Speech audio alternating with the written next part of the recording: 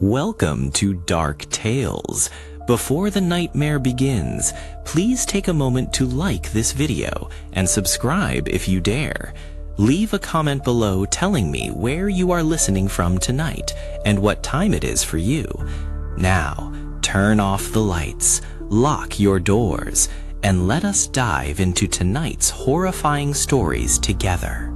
The Enchantress of Ouarzazate. Youssef walked along the moonlit dirt road outside of Ouarzazate.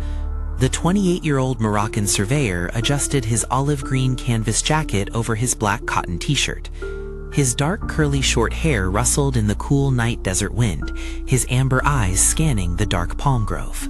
A soft, hypnotic song echoed through the rustling fronds. Youssef paused, turning toward a glowing oasis pond. Standing at the water's edge was a stunning woman in a billowing crimson silk caftan with glittering gold embroidery. Youssef felt drawn forward by an irresistible supernatural pull. As he neared her, the woman tilted her head, her smile stretching unnatural wide. Deep, rhythmic clicking sounds echoed from beneath the heavy hem of her silk dress. The crimson skirt parted slightly. Beneath the gold-embroidered silk, Youssef did not see human feet, but jagged, jet-black camel hooves striking the dry ground with heavy metallic thuds. Aïcha Kandicha had revealed her true mark. Youssef turned and sprinted toward an ancient mud brick kasbah. Thorny desert branches snagged his olive green canvas jacket, tearing the shoulder fabric. Behind him, the rhythmic clatter of heavy hooves gained ground rapidly. He slammed through a decaying wooden door into the kasbah courtyard. Sliding against the cold adobe wall, Youssef clutched his torn shoulder. The air inside smelled of centuries-old dust and stagnant damp earth. A horrifying sound echoed outside, iron-hard hooves pacing slow circles around the fortress walls. Then Aïcha Kandicha spoke, her voice shifting from melodic silk to a harsh, unnatural hiss that vibrated through the bricks. Remembering folklore tales passed down by his grandfather, Youssef reached into his pocket. His fingers found his steel surveyor knife. Iron and steel were said to weaken spirits of the wild. The wooden door exploded into splinters. Aïcha Kandicha glided into the courtyard. Up close, her eyes were solid black voids, and long spectral fog poured from her open mouth. Youssef struck the ground near her hooves with the iron blade. A blinding flash of yellow sparks erupted. Aïcha screeched in agony, her spectral crimson body recoiling violently from the metal contact. Seizing the opening, Youssef darted past her and dashed out into the night. His torn jacket flapped in the wind as he ran blindly toward the faint, distant headlights of a highway. The ground shook. Behind him, Aïcha emerged from the shadows in a towering, grotesque form, half woman, half beast, her hooves tearing deep trenches into the earth as she charged. Youssef reached the paved road just as an old transport truck rumbled past. He waved his arms frantically, screaming for help, while keeping the steel blade raised. The truck screeched to a halt. Youssef yanked open the passenger door and scrambled inside, slamming it shut behind him as the driver stared in shock. Outside, the crimson silhouette stood at the edge of the paved road. Aïcha Kandicha refused to cross the asphalt, glinting iron guardrails acting as a barrier. The truck engine roared as the driver accelerated away. Youssef slumped back in the worn leather seat, staring at the diminishing red figure in the side mirror. Miles down the road, Youssef finally relaxed his grip on the knife. The old driver offered him a flask of cold water, asking what had pursued him out in the sands. Youssef whispered her name, and the driver instantly paled, gripping the steering wheel tight without uttering another word. Both men knew the legend was alive. They arrived at the gates of Ouarzazate as dawn approached. Yellow city street lamps offered a comforting contrast to the terrifying pitch-black solitude of the desert. Youssef walked into his well-lit apartment, but as he looked in his hallway mirror, he froze. Soft red silk fibers hung tangled from his iron blade, and outside, distant hooves clicked once. Story 2. The Beast of Fez, Medina.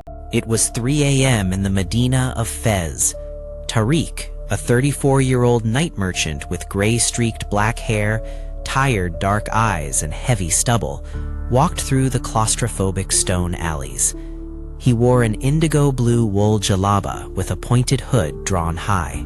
The silence was shattered by a wet, metallic bray echoing down the corridor. Tariq stopped, his heart pounding against his ribs. The sound was neither human nor fully animal, vibrating through the cold stone.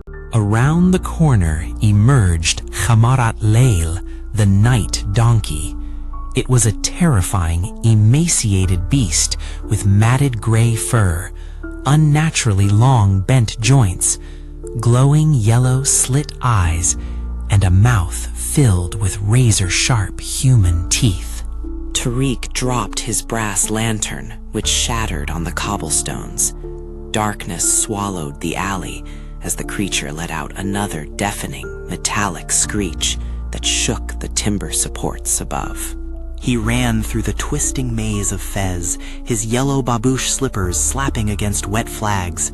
Heavy, clattering hooves thundered right behind him, echoing from every stone surface. Tariq tripped over a raised drainage stone, crashing hard to the ground.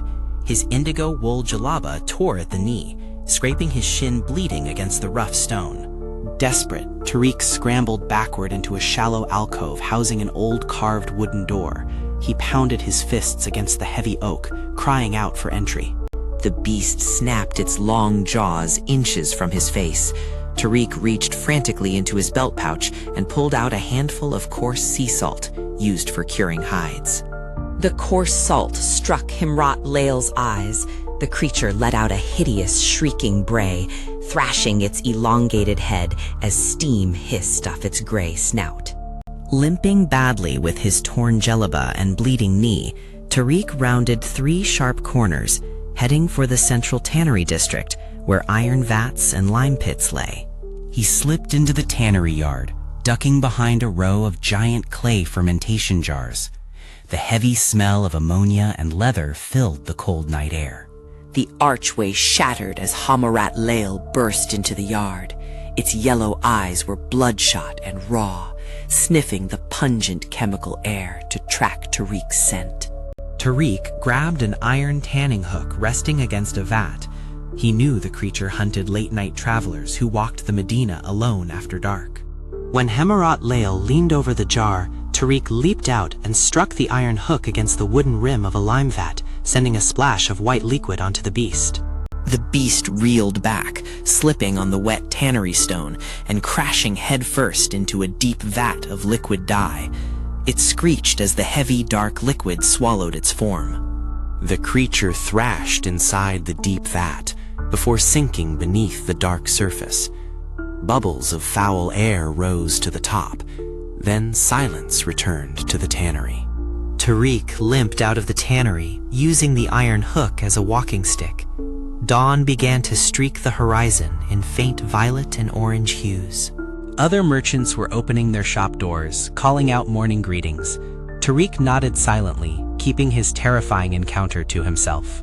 He reached his home and locked his heavy oak door behind him. Safe inside, he collapsed onto his woven rug, breathing a prayer of relief. Yet, as night fell once again, Tariq looked out his window. Down in the tannery vat, deep beneath the surface, a faint pair of glowing yellow eyes slowly opened.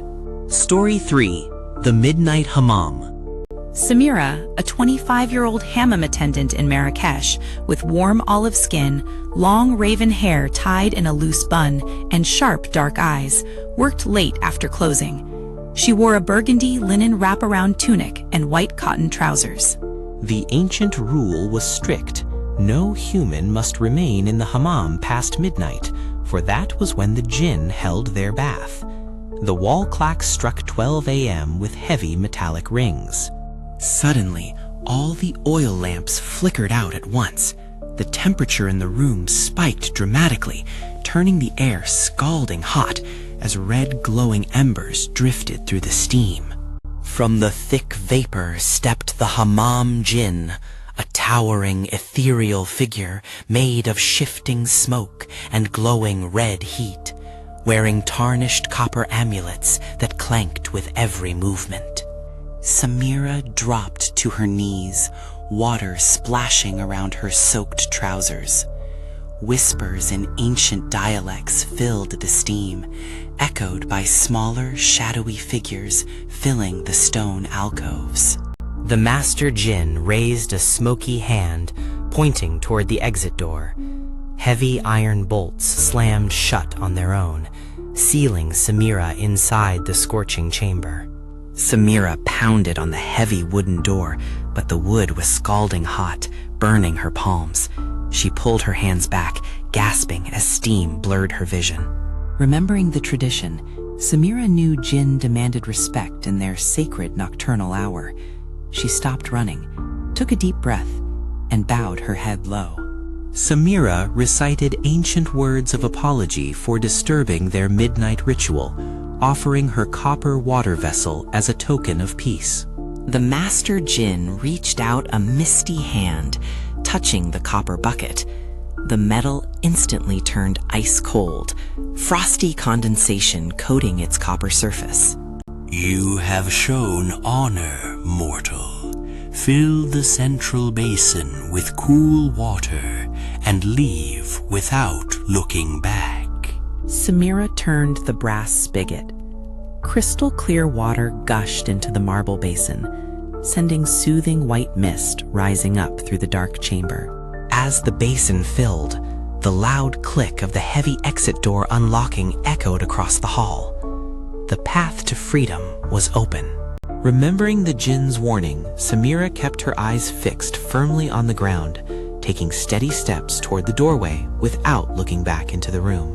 Called out her name in familiar voices, first her mother, then her sister, begging her to turn around. Samira bit her lip until it bled, taking another step. She stepped outside into the cool night courtyard and slammed the heavy wooden door shut, locking it securely with the outer iron padlock. Cold night air revived her senses. Samira walked back toward her home through the quiet streets of Marrakesh, her soaked clothes clinging cold against her skin. The next morning, the owner of the hammam unlocked the facility for daytime customers. Samira stood nearby, watching anxiously as he pushed open the heavy door. Inside, everything was spotless and dry, but in the center of the main marble bath, sitting perfectly dry on the bottom, rested an ancient tarnished copper amulet. Samira promised herself never to stay past sunset again. She left the copper token untouched, knowing that at midnight, the rightful owners would return to claim their bath. Thank you for surviving another night with Dark Tales. If these stories chilled your spine, make sure to subscribe so you never miss another nightmare. Keep your lights on, stay safe, and try to sleep well tonight, if you can. Good night.